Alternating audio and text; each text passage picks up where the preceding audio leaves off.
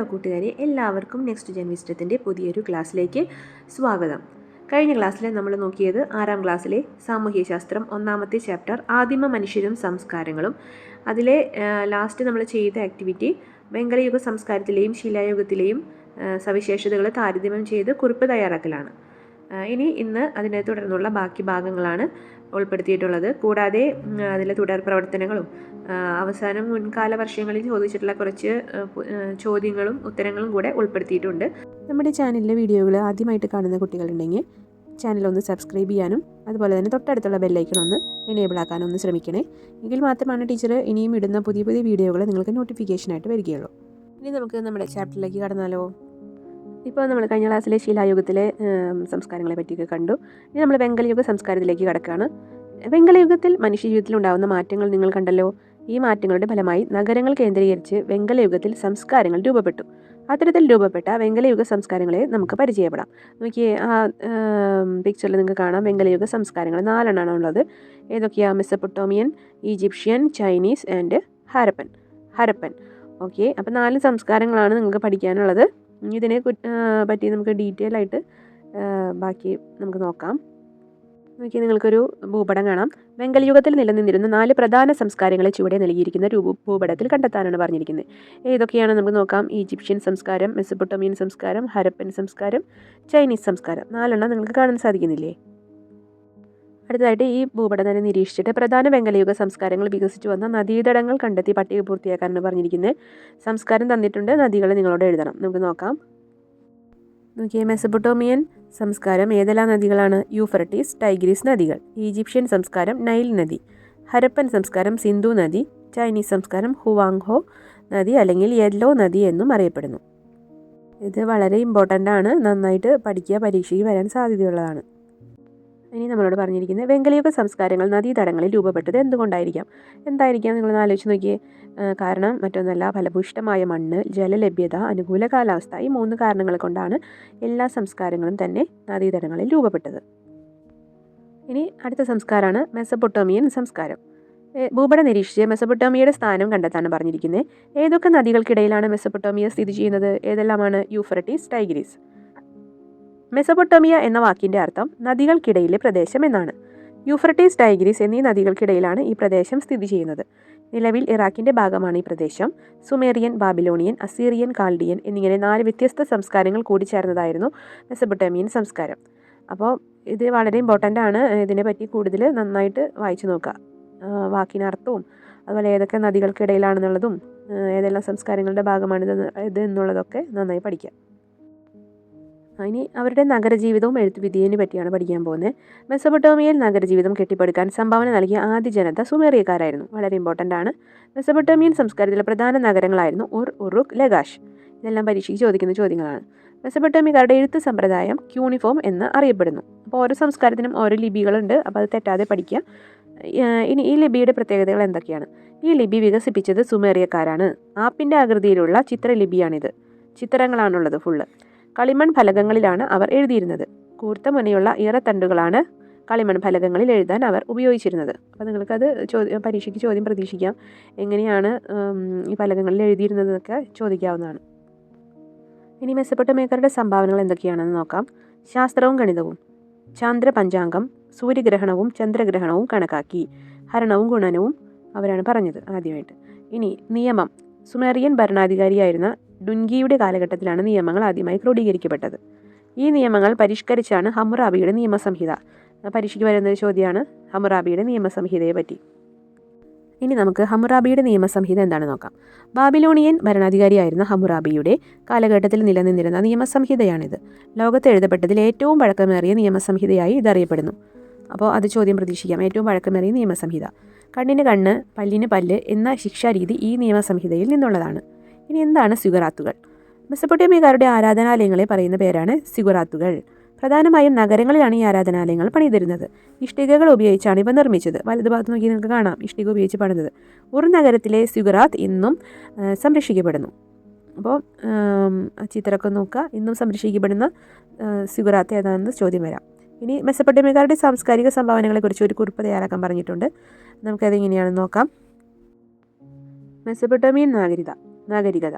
മെസപ്പൊട്ടോമിയയിലെ നഗരജീവിതത്തിന്റെ വികാസനത്തിന് ആദ്യമായി സംഭാവന നൽകിയവർ സുമേരിയക്കാരായിരുന്നു. ഉറുക്, ലഗാഷ് തുടങ്ങിയവയായിരുന്നു മെസപ്പൊട്ടോമിയൻ നാഗരികതയിലെ പ്രധാന നഗരങ്ങൾ. മെസപ്പൊട്ടോമിയക്കാരുടെ എഴുത്തുവിദ്യ ക്യൂണിഫോം എന്നാണ് അറിയപ്പെട്ടിരുന്നത്. ലോകത്തിലെ ഏറ്റവും പഴയ ലിഖിത സംഹിതയാണ് ബാബിലോണിയൻ ഭരണാധികാരിയായിരുന്ന ഹമ്മുറാബിയുടെ ഭരണകാലത്തുണ്ടായിരുന്ന കോഡ് ഓഫ് ഹമ്മുറാബി. മെസപ്പൊട്ടോമിയക്കാരുടെ ക്ഷേത്രങ്ങൾ സിഗറാത്തുകൾ എന്നാണ് അറിയപ്പെട്ടിരുന്നത്. ഈ ക്ഷേത്രങ്ങൾ പ്രധാനമായും നഗരങ്ങളിലാണ് നിർമ്മിക്കപ്പെട്ടിരുന്നത്. അടുത്ത സംസ്കാരമാണ് ഈജിപ്ഷ്യൻ സംസ്കാരം. ഭൂപടത്തിൽ ഈജിപ്ഷ്യൻ സംസ്കാരം നിലനിന്നിരുന്ന പ്രദേശം കണ്ടെത്താൻ പറഞ്ഞിരിക്കുന്നു. നൈൽ നദീതടത്തിലാണ് ഈജിപ്ഷ്യൻ സംസ്കാരം നിലനിന്നിരുന്നത് എന്ന് നിങ്ങൾ കണ്ടല്ലോ. ഈജിപ്ഷ്യൻ സംസ്കാരത്തിലെ പ്രധാന നഗരം കെയ്റോ ആയിരുന്നു. ആ പേരുകളൊക്കെ നന്നായി പഠിക്കുക. ഈജിപ്തിലെ രാജാക്കന്മാർ ഫറവോ എന്ന പേരിലാണ് അറിയപ്പെട്ടിരുന്നത്. ഈ സംസ്കാരത്തിന്റെ പ്രധാന സവിശേഷതയാണ് പിരമിഡുകൾ. കൃഷിയായിരുന്നു ജനങ്ങളുടെ പ്രധാന ജീവിതമാർഗം. ഗോതമ്പ്, ബാർലി, തിന, പഴവർഗ്ഗങ്ങൾ, ചണം, പരുത്തി മുതലായവ നൈൽ നദീതടത്തിൽ സമൃദ്ധമായി വളർന്നിരുന്നു. ഈ കാർഷിക സമൃദ്ധിയാണ് നൈൽ നദീതടത്തിൽ ഒരു നാഗരിക സംസ്കാരം വളർന്നു വരാൻ ഇടയാക്കിയത്. ചോദ്യം നിങ്ങൾക്ക് പ്രതീക്ഷിക്കാം കേട്ടോ. നൈൽ നദീതടത്തിൽ ഒരു നാഗരിക സംസ്കാരം വളർന്നു വരാൻ ഇടയാക്കിയ സാഹചര്യം എന്താണ്? ഇതുകൊണ്ടൊക്കെയാണ് ഈജിപ്തിനെ നൈലിൻ്റെ ദാനം എന്നാണ് വിശേഷിപ്പിക്കുന്നത്. അപ്പോൾ ചോദ്യം, നൈലിൻ്റെ ദാനം എന്ന് വിശേഷിപ്പിക്കുന്നത് ആരെ എന്ന് ചോദിക്കാം. ഇനി എന്താണ് പിരമിഡുകൾ? ഈജിപ്ഷ്യൻ സംസ്കാരത്തിൻ്റെ പ്രധാന സവിശേഷതയാണ് ഫറവോമാരുടെ ശവകുടീരങ്ങളായ പിരമിഡുകൾ. ഗിസയിലെ മഹത്തായ പിരമിഡ് ഏറ്റവും വലുതും പ്രശസ്തവുമാണ്. അത് നിങ്ങൾക്ക് ചോദ്യം പ്രതീക്ഷിക്കാം. മമ്മികൾ. മൃതദേഹം സുഗന്ധദ്രവ്യങ്ങൾ പൂശി അനശ്വരമായി സൂക്ഷിക്കുന്ന സമ്പ്രദായം ഈജിപ്തുകാർക്ക് ഉണ്ടായിരുന്നു. ഇപ്രകാരം സൂക്ഷിച്ചിരുന്ന മൃതദേഹമാണ് മമ്മി എന്നറിയപ്പെടുന്നത്. ഫറവോ ആയിരുന്ന തൂത്തൻഖാമന്റെ മമ്മിയാണ് ഇവയിലെ ഏറ്റവും പ്രശസ്തമായത്. പിരമിഡുകൾക്കുള്ളിലാണ് ഇത്തരം മമ്മികൾ സൂക്ഷിച്ചിരുന്നത്. അപ്പോൾ എന്തിനാണ് ഈ പിരമിഡുകൾ പണിതിരുന്നതെന്ന് നിങ്ങൾക്ക് മനസ്സിലായോ? ഈ മമ്മികളെ സൂക്ഷിക്കാൻ വേണ്ടിയിട്ടാണ്. ഇനി എന്താണ് ഇവരുടെ എഴുത്തുവിദ്യയുടെ പ്രത്യേകത? മെസപ്പൊട്ടോമിയയിലെ ഇതുപോലെ തന്നെ ഈജിപ്തിലും എഴുത്തുവിദ്യ നിലനിന്നിരുന്നു. ഈജിപ്ഷ്യൻ എഴുത്തുവിദ്യയുടെ സവിശേഷതകൾ എന്തൊക്കെയാണെന്ന് നമുക്ക് നോക്കാം. ഹൈറോഗ്ലിഫിക്സ് എന്നാണ് ലിപിയുടെ പേര്. പുരാതന ഈജിപ്തുകാരുടെ എഴുത്ത് ലിപി ഹൈറോഗ്ലിഫിക്സ് ആയിരുന്നു. വിശുദ്ധമായ എഴുത്ത് എന്നാണ് ഹൈറോഗ്ലിഫിക്സ് എന്ന വാക്കിൻ്റെ അർത്ഥം. അത് ഇമ്പോർട്ടൻ്റ് ആണ് കേട്ടോ. ചിഹ്നരൂപവും അക്ഷരരൂപവും കൂടിച്ചേർന്ന ലിപിയാണിത്. വലത്തു നിന്നും ഇടത്തോട്ടാണ് വായിച്ചിരുന്നത്. ഈ പ്രത്യേകതകളൊക്കെ പഠിക്കുക. ഇനി അവരുടെ ശാസ്ത്ര നേട്ടങ്ങൾ. ഗണിതവും വൈദ്യശാസ്ത്രവും ഈജിപ്തിൽ പുരോഗതി കൈവരിച്ചിരുന്നു. ഗണിതശാസ്ത്രത്തിലെ ജ്യാമിതിക്ക് അടിസ്ഥാനമിട്ടത് ഈജിപ്തുകാരായിരുന്നു. ചോദ്യം പ്രതീക്ഷിക്കാം. ജ്യാമിതിക്ക് തുടക്കമിട്ടത് ആരാണ്? ഈജിപ്തുകാരാണ്. സങ്കലനം, വ്യവകലനം എന്നിവ ഇവരുടെ സംഭാവനകളായിരുന്നു. 30 ദിവസം വീതമുള്ള 12 മാസങ്ങളോടൊപ്പം 5 ദിവസം കൂട്ടിച്ചേർത്ത് 365 ദിവസങ്ങൾ അടങ്ങിയ ഒരു വർഷമാണ് ഇവരുടെ സൗരപഞ്ചാംഗത്തിൽ ഉൾപ്പെട്ടിട്ടുള്ളത്. ഏതാണ്ട് നമ്മളിപ്പോൾ ഉപയോഗിക്കുന്ന പോലെ തന്നെ 12 മാസങ്ങളും 365 ദിവസങ്ങളും. ഇപ്പോൾ നാം ഉപയോഗിക്കുന്ന കലണ്ടറിൽ എത്ര മാസങ്ങളാണുള്ളത്? 12. ഓരോ മാസത്തിലും 30 ദിവസങ്ങളാണോ ഉള്ളത്? അല്ല അല്ലേ, പല വ്യത്യാസങ്ങളുണ്ട്. നിങ്ങളുടെ വീട്ടിൽ കലണ്ടർ നിരീക്ഷിച്ച് ഓരോ മാസത്തിലെയും എത്ര ദിവസങ്ങൾ വീതമാണ് ഉള്ളത് എന്ന് കണ്ടെത്തി എഴുതാനാണ് പറഞ്ഞിരിക്കുന്നത്. നമുക്ക് നോക്കാം. ജനുവരിയിൽ 31, ഫെബ്രുവരി 28, അതിവർഷമാണെങ്കിൽ 29, March 31, April 30, May 31, June 30, July 31, August 31, September 30, October 31, November 30, December 31. ഈ ദിവസങ്ങളാണ് കലണ്ടറിൽ ഇപ്പോൾ നമ്മൾ ഉപയോഗിക്കുന്നത്. ഇനി അടുത്ത സംസ്കാരമാണ് ചൈനീസ് സംസ്കാരം. ഹോയാങ്ഹോ നദീതടത്താണ് ചൈനീസ് സംസ്കാരം ഉടലെടുത്തത്. കൃഷിയായിരുന്നു ഈ സംസ്കാരത്തിൻ്റെ അടിത്തറ. കൂടാതെ നെയ്ത്ത്, മൺപാത്ര നിർമ്മാണം, പട്ടുവസ്ത്ര നിർമ്മാണം എന്നിവയിലും അവർ വിദഗ്ധരായിരുന്നു. മികവുറ്റ വെങ്കല ശില്പങ്ങൾ അവർ നിർമ്മിച്ചിരുന്നു.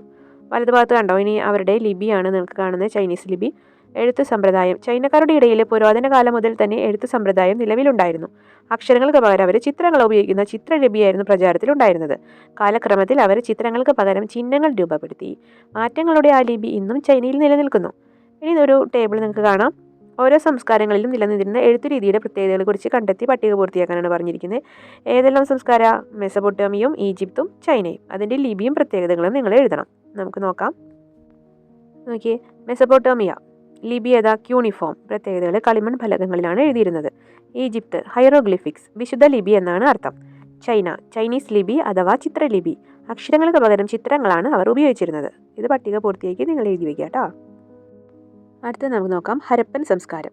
വെങ്കല യുഗത്തിൽ സിന്ധു നദീതടത്തിൽ നിലനിന്നിരുന്ന സംസ്കാരമാണ് ഹരപ്പൻ സംസ്കാരം. ഏകദേശം BC 2600 മുതൽ BC 1900 വരെയാണ് ഈ സംസ്കാരത്തിൻ്റെ കാലഘട്ടമായി പൊതുവെ കരുതപ്പെടുന്നത്. ഹരപ്പയാണ് ആദ്യമായി കണ്ടെത്തിയ നഗരം. അതിനാലാണ് ഈ സംസ്കാരത്തെ ഹരപ്പൻ സംസ്കാരം എന്ന് വിളിക്കുന്നത്. നദീതീരത്ത് ആയതിനാൽ സിന്ധു നദീതട സംസ്കാരം എന്നും അറിയപ്പെടുന്നു. അപ്പോൾ ഹരപ്പൻ സംസ്കാരത്തിൻ്റെ മറ്റൊരു പേരാണ് സിന്ധു നദീതട സംസ്കാരം. നഗരങ്ങൾ കേന്ദ്രീകരിച്ചാണ് ഈ സംസ്കാരം വളർന്നു വന്നത്. അതിനാൽ ഇന്ത്യയിലെ ഒന്നാം നഗരവൽക്കരണം എന്ന് ഈ സംസ്കാരത്തെ വിശേഷിപ്പിക്കുന്നു. ഇനി നമുക്ക് സർ ജോൺ മാർഷലിനെ പറ്റി ജസ്റ്റ് ഒന്ന് നോക്കാം. ഇന്ത്യയിൽ പുരാവസ്തുക്കളുടെ ഉത്ഖനനത്തിനും സംരക്ഷണത്തിനുമായി രൂപീകരിക്കപ്പെട്ട സ്ഥാപനമാണ് ആർക്കിയോളജിക്കൽ സർവേ ഓഫ് ഇന്ത്യ 1902 മുതൽ 1928 വരെ ആർക്കിയോളജിക്കൽ സർവേ ഓഫ് ഇന്ത്യയുടെ ഡയറക്ടർ ജനറൽ ആയിരുന്നു സർ ജോൺ മാർഷൽ. ഇദ്ദേഹത്തിൻ്റെ നേതൃത്വത്തിൽ നടന്ന ഗവേഷണങ്ങളാണ് ഹരപ്പൻ സംസ്കാരത്തെ കണ്ടെത്തിയത്. ഇനി നമുക്കൊരു ഇന്ത്യയുടെ ഒരു ഭൂപടം കാണാം. ഹരപ്പൻ സംസ്കാരമാണ് പറഞ്ഞിരിക്കുന്നത്. ഈ ഭൂപടം നിരീക്ഷിച്ച് ഹരപ്പൻ സംസ്കാരത്തിലെ പ്രധാന നഗരങ്ങൾ കണ്ടെത്തി പട്ടികപ്പെടുത്താൻ പറഞ്ഞിരിക്കുന്നത്. ഏതൊക്കെയാണ്? ഹരപ്പ, മോഹൻജദാരോ, ഹരപ്പ, ലോതാൽ, കാലിബംഗൻ. അപ്പോൾ ഈ പേരുകൾ പഠിച്ചു വയ്ക്കുക കേട്ടോ, എവിടേക്കാണെന്നുള്ളതെന്ന് അറിഞ്ഞിരിക്കുക. ഇനി നമുക്ക് നോക്കാം, അവരുടെ നഗരാസൂത്രണത്തെ പറ്റിയാണ് പറഞ്ഞിരിക്കുന്നത്. Town planning. ഹരപ്പൻ സംസ്കാരത്തിൻ്റെ പ്രധാന സവിശേഷതയാണ് നഗരാസൂത്രണം.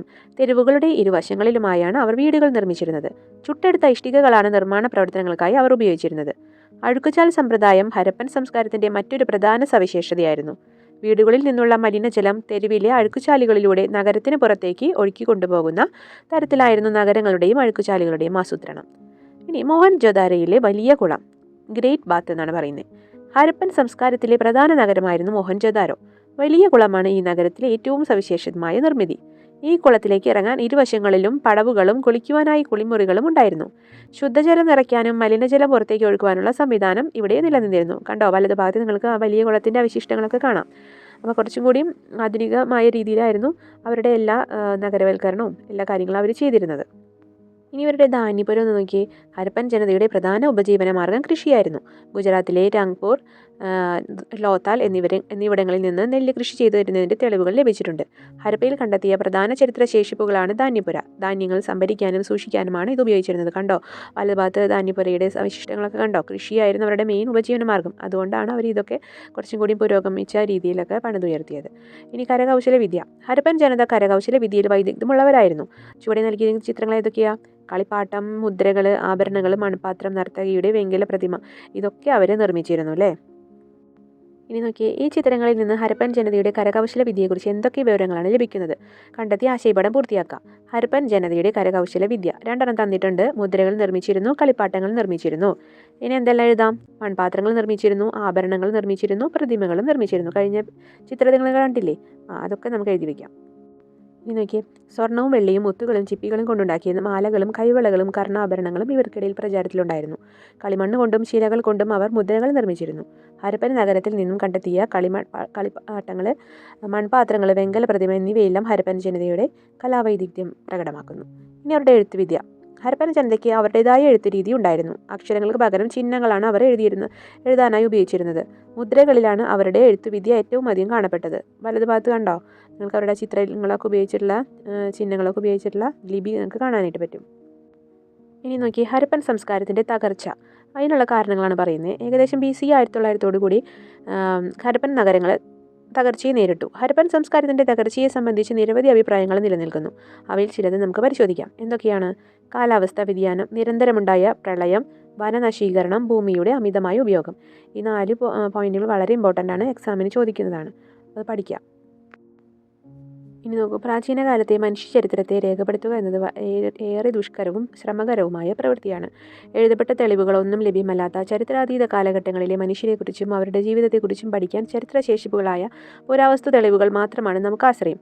ഇത്തരം തെളിവുകൾ വിശകലനം ചെയ്താണ് ചരിത്രകാരൻ മനുഷ്യരുടെ ഉൽപ്പത്തി മുതലുള്ള ചരിത്രം രേഖപ്പെടുത്തിയിരിക്കുന്നത്.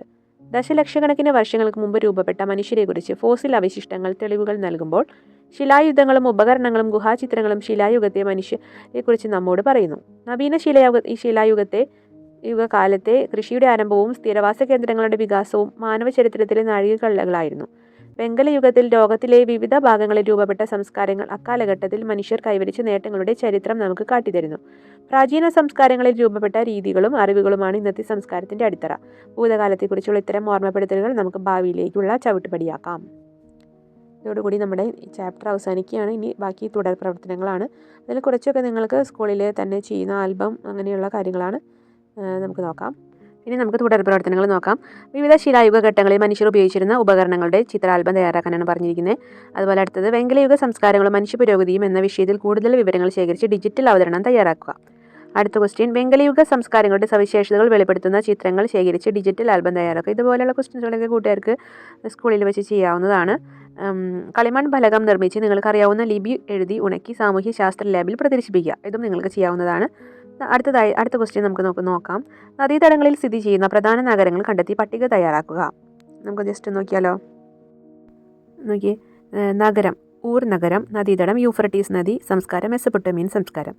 മെംഫീസ് നഗരം നൈൽ നദി, ഈജിപ്ഷ്യൻ സംസ്കാരം. ഹരപ്പ നഗരം രവി നദി, സിന്ധു നദീതട സംസ്കാരം. മോഹൻജൊദാരോ സിന്ധു നദി, സിന്ധു നദീതട സംസ്കാരം. അന്യാങ് ഹൊയാങ്ഹോ നദി, ചൈനീസ് സംസ്കാരം. കുറച്ച് എക്സ്ട്രാ ഉണ്ട്, അത് നിങ്ങൾ ജസ്റ്റ് ഒന്ന് നോക്കുക കേട്ടോ. ഇനി നമുക്ക് കുറച്ച് മുൻകാല വർഷങ്ങളിൽ ചോദിച്ചിട്ടുള്ള ചോദ്യങ്ങളൊന്ന് പരിചയപ്പെടാം.